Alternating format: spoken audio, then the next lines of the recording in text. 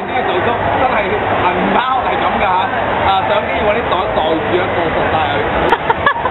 呢度咁樣，相機全部已經入晒，你望落條街度知道咩事啦。成條街封晒，就係咁樣喺度。哇，好多人啊嗰邊。好啩。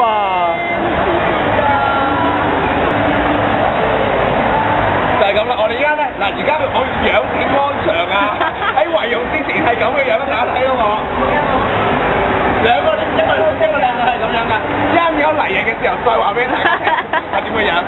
拜拜。我喺天橋行落嚟，頭先入平安無事嘅，而家咧就我哋行緊條大街，咁樣咧一路行就睇下咩事。係啦，仲係好靚仔。係啊，行啦。Follow me，快啲。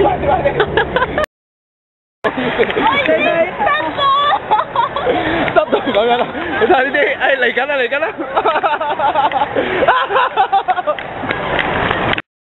你嚟到泰國咧就要問巴士嘅，不過咧因為冇人翻工，我哋本來訂咗10個位嘅，咁但係而家咧得3個人翻工，個老闆娘話咧，因為今日帶住啲人出去潑水，生死由命，富貴由天，而家我哋咧就係由開始出邊去自殺啦，大家一齊出去。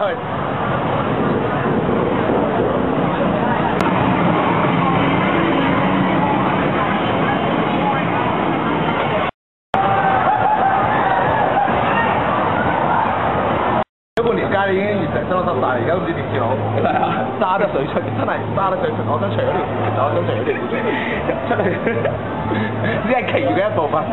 講見每一個衫啊，全部爭出水嘅，好似完全係擺喺個洗衣機裏邊咧攞翻出嚟咁樣啦。